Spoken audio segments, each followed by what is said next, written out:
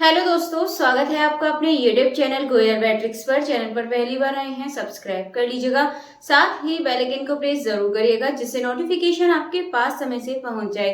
तो आज की जो वीडियो है, इसमें आपका टॉपिक रहने वाला है डिफरेंशियल इक्वेशन, यानी कि पार्शियल डिफरेंशियल इक्वेशन के क्वेश्चंस रहेंगे, जो कि आपको नोट्स में दे रखे थे। नोट्स के लिए आप डिस्क्रिप्शन बॉक्स में जाएंगे, वहां आपको लिंक मिल जाएगी एंड इनके आंसर्स देख लेंगे। एंड एक क्वेश्चन का आंसर आपको बताना होगा कमेंट बॉक्स में कि सही आंसर क्या है।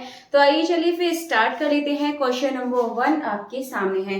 क्वेश्चन नंबर 1 है the general form of a first order PDE, यानी कि पीडीई की इनमें से कौन सी जनरल फॉर्म है। ऑप्शंस आपके सामने है। जो भी इसका सही आंसर है आप लोग कमेंट बॉक्स में बता दीजिएगा। चलिए फिर देख लेते हैं ऑप्शंस आपके सामने। इसका जो ऑप्शन नंबर 1 है, ये दे रखा है X Y Z and P Q. इस तरीके से आपको यहाँ पर ये दे रखे हैं और इज इक्वल टू 0। तो आपको ध्यान रखना है यही पीडी की जनरल फॉर्म होती है, ठीक है। और यहाँ पर आपको एक चीज ध्यान रखनी है, जो एक्स और वाई होते हैं इसमें ये आपके इंडिपेंडेंट होते हैं, और जो ये आपका जेड होता है ये डिपेंडेंट होता है। और पी और क्यू के बारे में आपको पता है, तो हम इस तरीके से लिखते हैं पी इज इक्वल टू यहाँ पर एक्स के रेस्पेक्ट मतलब जेड के साथ ही करते हैं, और जो क्यू होता है उसको लेते हैं यहाँ पर जेड के साथ ही लेंगे इसको वाई के लिए। ये आपको याद रखना है।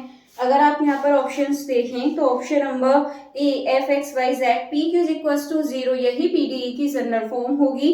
तो ऑप्शन नंबर ए इसका बिल्कुल सही आंसर हो जाएगा। फर्स्ट ऑर्डर के लिए आपको ध्यान रखना है।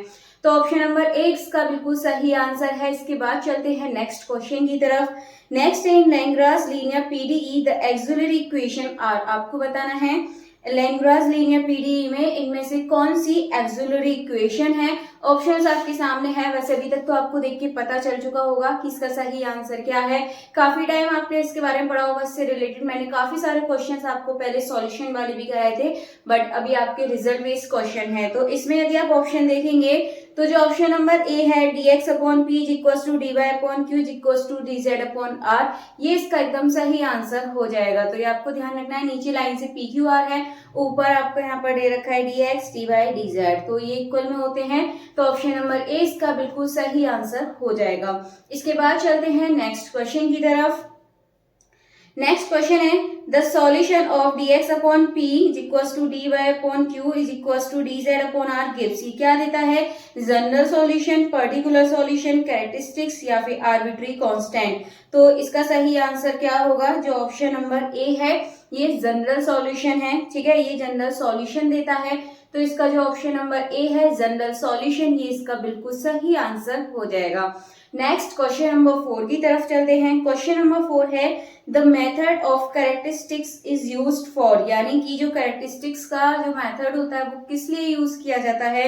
ऑप्शंस हैं नॉन लीनियर पीडीएस, या फिर लीनियर इक्वेशंस ओनली, या फिर क्वासी लीनियर पीडीएस, या फिर अलजेब्रिक इक्वेशन।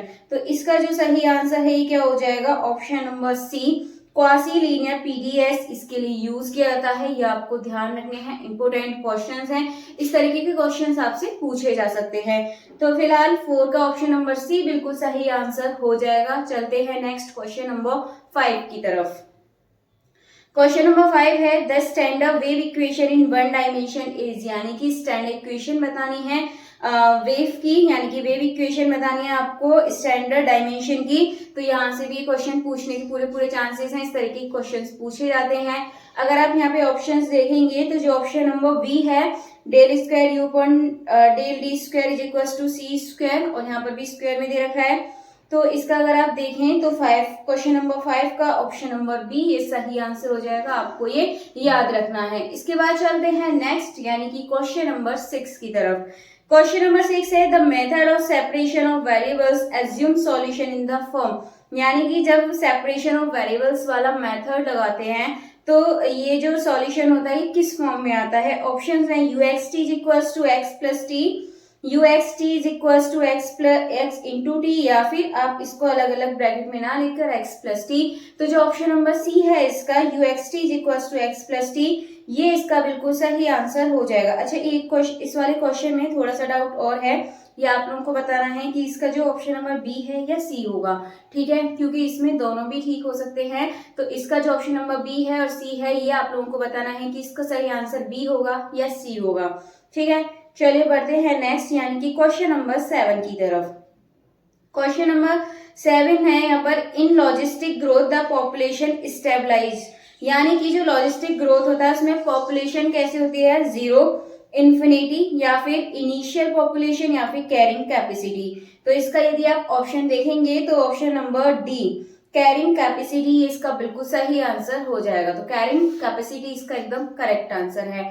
नेक्स्ट है question number 8, the equation dp upon dt equal rp model से आपको दे रखा है, लीनियर डीके होगा, एक्सपोनेंशियल ग्रोथ होगा, लॉजिस्टिक ग्रोथ है, या फिर रैंडम प्रोसेस है। तो इसका जो सही आंसर है देखिए क्या होगा।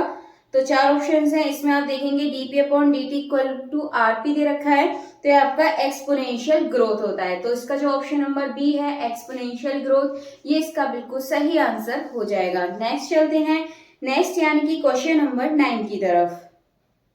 क्वेश्चन नंबर 9 है, कॉची प्रॉब्लम इंक्लूड, जो कॉची प्रॉब्लम होती है वो इंक्लूड की जाती है नो बाउंड्री, या फिर नो इनिशियल डाटा, या फिर boundary data along a curve, या ओनली टाइम डिपेंडेंट इक्वेशन। तो इसके लिए आपको याद रखना है जो क्वेश्चन नंबर 9 है इसका कौन सा सही हो जाएगा, boundary data along a curve, यानी कि जो इसका ऑप्शन नंबर सी है ये इसका बिल्कुल सही आंसर हो जाएगा।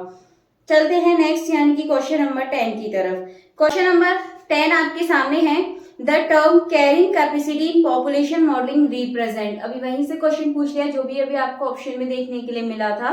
क्वेश्चन है आपसे, the term carrying capacity in population modelling represent, जो कैरिंग कैपेसिटी होता है वो क्या रिप्रेजेंट करता है, बर्थ रेट, या फिर मैक्सिमम सस्टेनेबल पॉपुलेशन, या फिर इनिशियल पॉपुलेशन, या फिर डेथ रेट। ठीक है, तो इसका जो ऑप्शन नंबर बी है ये बिल्कुल सही आंसर हो जाएगा।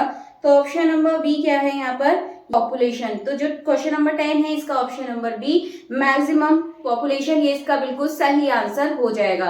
इसके बाद नेक्स्ट क्वेश्चन है question number 11, the Lagrange PDE is linear because, जो लैग्रांज पीडीई है वो लीनियर है क्योंकि z अपीयर लीनियरली, या फिर p and q are absent, या फिर p and q are appear linearly, या फिर ऑल टर्म्स आर कांस्टेंट। तो यदि आप यहाँ पर ऑप्शंस देखेंगे तो क्वेश्चन नंबर 11 का आपसे पूछा है लैग्रांज पीडीई लीनियर है क्योंकि जो p और q है वो भी यहाँ पर क्या है, लीनियर है, यानी कि p and q appear linearly. तो इसका जो ऑप्शन नंबर सी है ये बिल्कुल सही आंसर हो जाएगा।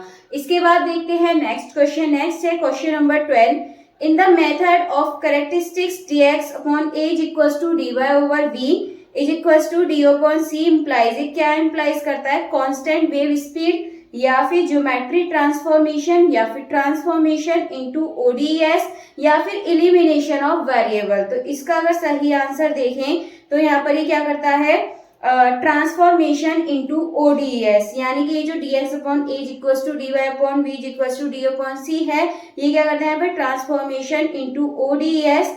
तो इसका जो ऑप्शन नंबर सी है यानी कि क्वेश्चन नंबर 12 का ऑप्शन नंबर सी एकदम सही आंसर हो जाएगा। इसके बाद नेक्स्ट क्वेश्चन की तरफ चलते हैं। नेक्स्ट है क्वेश्चन नंबर 13।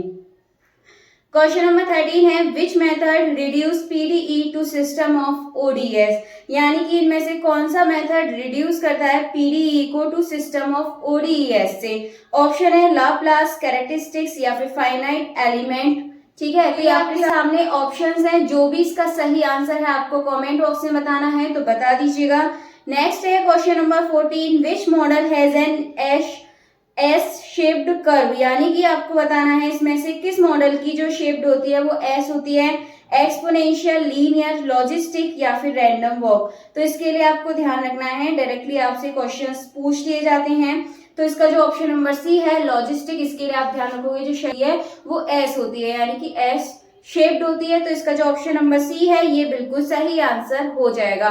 चलते हैं क्वेश्चन नंबर 15 की तरफ। क्वेश्चन नंबर 15 है, which condition is essential for uniqueness in Cauchy problem, यानी कि इनमें से कौन सी कंडीशन एसेंशियल है यूनिकनेस कॉची प्रॉब्लम में। ऑप्शन है p इक्वल 0, या फिर initial curve not tangent to characteristics, या फिर x इक्वल्स टू कांस्टेंट, या फिर ऑप्शन डी नन। तो इन चारों में यदि यहाँ पर आंसर देखें तो जो ऑप्शन नंबर बी है, initial curve not tangent to characteristic, ये इसका बिल्कुल सही आंसर हो जाएगा।